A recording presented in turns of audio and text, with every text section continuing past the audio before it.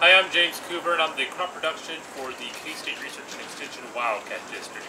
Here with me today we have Matt O'Malley, and he's with Live Well, Crawford County. Matt, we are in this beautiful greenhouse out in McCune, but it took quite a bit to get this greenhouse going. So I was just kind of wondering, what all did it take to get this thing started? Yeah, this has been a long process, really a couple years in the making. Live Well received a grant from the Sunflower Foundation, and the whole purpose of that grant was to increase access to healthy food for a community that was really separated from sources of produce. There's operations like this in the Arma area, in Pittsburgh, other parts of the county, and so we thought, well, this corner of Crawford County, really needs some extra help. Yeah. And so that's sort of how it got started. We actually hired a group from the Amish community to come assemble this greenhouse, cool. which is great because it's 96 by 30. It's yeah, big. This is a big greenhouse. It would have been a lot for us. And so once it got assembled, we just sort of had to decide how would this be done. Raised beds or in-ground.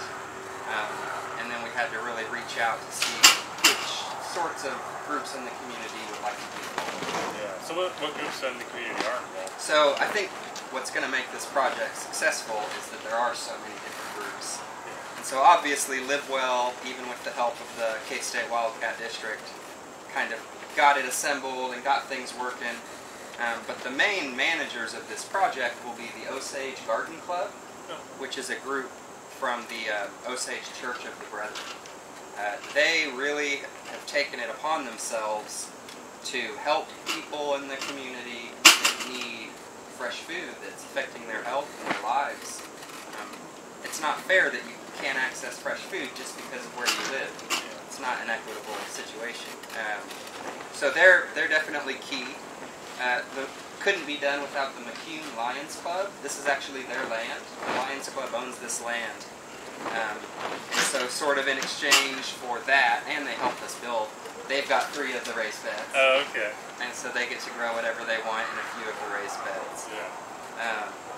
In the future, the local Greenbush Alternative Day School that's right here in McCune, they don't have a lot of students, but those students will actually get to come in and learn everything from, they're going to plant seeds, they're going to water, weed, harvest. Educational opportunities for them. Yeah. And I mean, kids love dirt and bugs and things like that. Get them out of the classroom. Yeah. That's a good thing. And what you find is that when a kid plants a seed and waters that plant, tends for it, harvests it, they're a lot more likely to eat it. If they spent a couple months caring for it. And so you might actually be able to talk a kid into snapping open a pea and eating it because that's their pea. But for the most part, those are all the different groups that are involved. We do hope eventually that once food production is really ramped up, that the local McCune Church of the Nazarene is where the majority of this food will go to. They have a food pantry, free to anybody, no questions asked. And so a lot of this food's going to go to them. Of course, volunteers will get food. So if you come work in here, you get food. Some of the school kids. So it really is a community garden. Yes. Like in the truest sense. You bet. Yeah. And the local McCune Farm to Market store does sell food. They have a grocery store inside. And what we hope happens is that some of this food goes a quarter, half mile up the road and is sold to the community at very fair prices. So another way to increase the community's options. Yeah, that's good. It's a lot of different parts at play. Yeah. And there has to be, because over time a group drops out or a group can't be as involved. And if you have 3 or 4 other groups involved, it's going to last. To keep something like this going. It's a big greenhouse. It's a big one. Yeah. So what all do you have growing out here? There is, so right now there's 18 raised beds. 17 of them are planted. One was a workbench for the guy installing the exhaust fan. For the most part, it is roots and greens. We also have some bush beans and some peas. As far as our roots, we've got purple top turnips, tall top early wonder beets, several kinds of radishes. I think we have Crimson Giant, White Globe, and French Breakfast, and White Icicle.